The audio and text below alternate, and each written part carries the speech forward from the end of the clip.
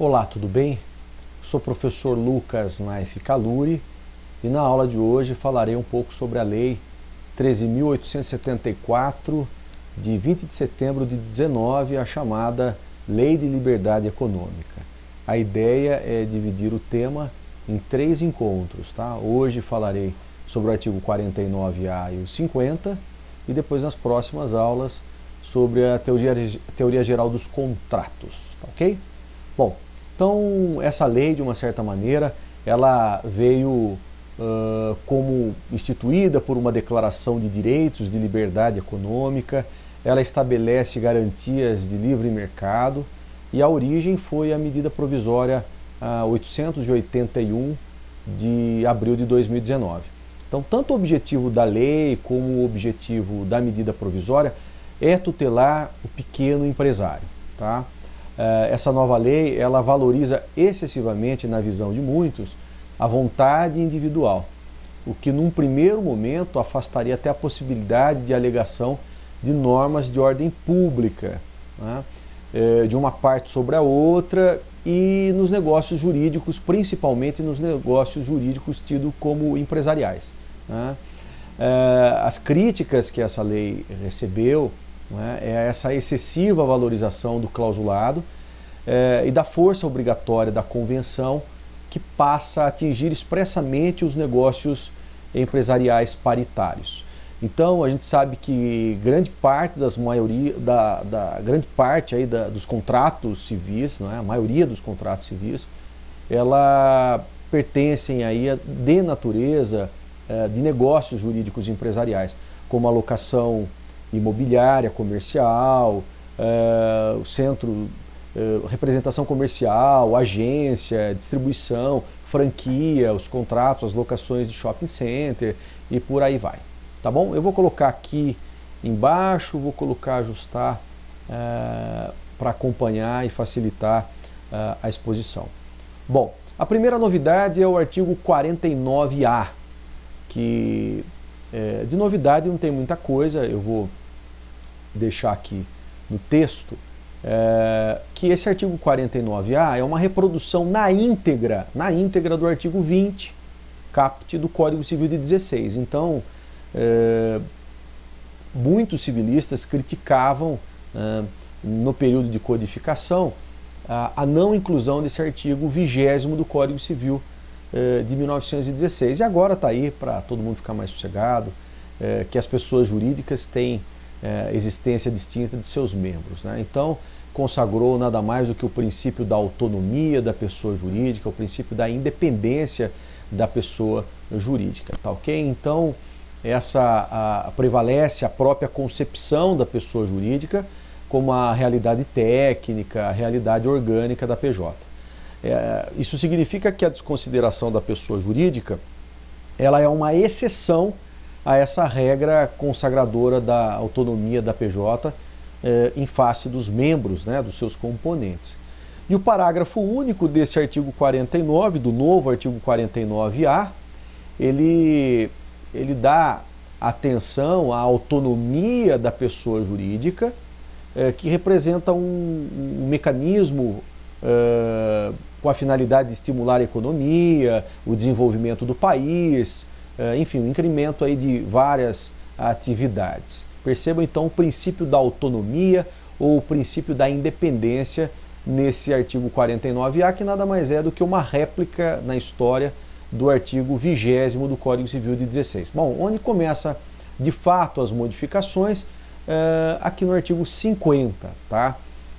Parece num primeiro momento que o artigo 50, em que fala do abuso de personalidade, o desvio, a confusão patrimonial, parece que é a mesma redação, mas um olhar atento na última linha, penúltima e última linha aqui dessa apresentação, nós identificamos quem são sócios que participam direto ou indiretamente do abuso, né? Então, nós vamos comentar agora um pouquinho o artigo 50, tanto o caput e os seus 5 novos parágrafos, né, frente a essa nova legislação. Então tem uma novidade, 5 parágrafos que eu vou tentar aí comentar um a um.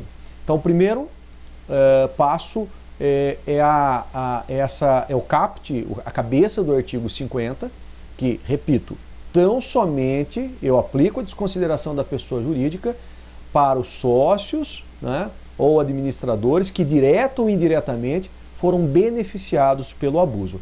Então, o instituto da desconsideração, ele não pode ser utilizado de forma desproporcional, de forma abusiva, de forma desmedida, atingindo, por exemplo, uma pessoa natural que não tenha praticado o ato abusivo ou ilícito. Então, os dois critérios alternativos do caput do artigo 50, que permanecem, são aqueles precursores da chamada teoria maior da desconsideração, não é? Que é o desvio de finalidade e a confusão patrimonial, que eu vou falar agora, passo a falar do desvio de finalidade. Bom, mas antes de falar do desvio da finalidade, eu recordei aqui que era importante fazer uma comparação entre o Código Civil e o Código de Defesa do Consumidor, porque esses parágrafos, os novos parágrafos incluídos, eles colocam critérios objetivos para a incidência da desconsideração em relações de natureza civil, né, em prol dessa segurança jurídica. Essa nova norma, o artigo 50 novo, ele não se aplica, com todo o respeito, eu entendo, que ele não se aplica à desconsideração da pessoa jurídica, da personalidade, em outros sistemas, como no Código de Defesa do Consumidor, na Lei Anticorrupção, na legislação ambiental e outras, tá? Eu estou falando aqui nas relações paritárias. Bom, então vamos lá aí para o desvio de finalidade. Como que funciona aí o desvio de finalidade? Por bem, a MP a lei corrigiu a medida provisória porque falava do desvio de finalidade, que para ter o desvio de finalidade, o requisito fundamental era o elemento doloso e intencional para a prática da lesão. Então, foi uma inovação e a crítica de grandes civilistas de que foi um retrocesso, não é? O que, de uma certa maneira, travaria a incidência da desconsideração da pessoa jurídica. A MP, então, ela adotava esse modelo da exigência do dolo e não simples a culpa, o que configuraria aí, num primeiro momento, aí, essa desconsideração. E o STJ, eu coloquei até aqui embaixo, o STJ, ele exigia o dolo apenas nos casos de encerramento irregular da PJ, não é? Quando a empresa ela encerrava sem honrar as obrigações, sem alterar formalmente junto aos órgãos competentes, e nunca falou a palavra dolo. Então a palavra dolo foi suprimida com a lei. Na MP constava, mas a lei corretamente retirou a palavra dolo. A confusão patrimonial permanece ali idêntico os parâmetros objetivos da MP 881, né? É idêntico. Ele fala do cumprimento repetitivo, daqui a pouco eu faço a crítica dura aqui nesse cumprimento repetitivo, pela sociedade, das obrigações dos sócios, do administrador ou vice-versa, da transferência de ativos, né, e passivos, e os outros atos de descumprimento da autonomia patrimonial. Bom, eu vou fazer aqui, vou inserir aqui, vou deixar aqui no artigo 50 e falar um pouquinho sobre os comentários dessa novidade do Código Civil, que é a palavra repetitivo. Então, para ter a confusão patrimonial, um único ato é o suficiente para desconsiderar a pessoa jurídica, né? Um único ato isolado que gere o esvaziamento patrimonial, eu entendo que é o suficiente, e com intenção, óbvio, com o intuito de prejudicar credores, é o suficiente. Então a palavra repetitivo que consta aí no Código Civil, eu acho desnecessário esse texto. Caberá aí a jurisprudência fazer o cotejo, a comparação entre o texto legal e as demais situações. Bom, outra crítica que faço é que o artigo 50 poderia ter adaptado ao Código de Processo Civil, lá no 133, parágrafo 2º, que fala do incidente da desconsideração da pessoa jurídica inversa, né? A desconsideração inversa da personalidade jurídica. Não falou nada, perdeu a oportunidade o legislador de incluir a desconsideração inversa da personalidade jurídica. O parágrafo 4º também meramente no texto legislativo, ele está replicando o que a jurisprudência falava, que a mera existência de um grupo econômico, ela não é o suficiente para desconsiderar a personalidade da PJ. Ou seja, eu preciso dos requisitos, não é, do caput desse artigo 50, que fala aí do desvio de finalidade ou a confusão patrimonial. Ou seja, mera existência de grupo econômico sem a presença do desvio de finalidade da confusão patrimonial não é o suficiente para desconsiderar a pessoa jurídica.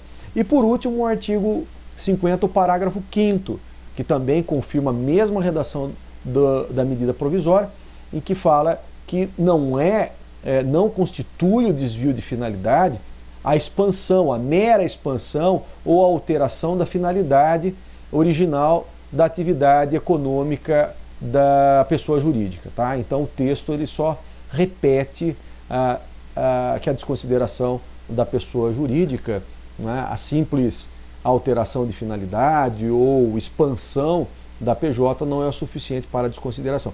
É isso aí, nesse momento, para essa aula sobre a lei de liberdade econômica, a observação dos artigos 49A e o artigo 50.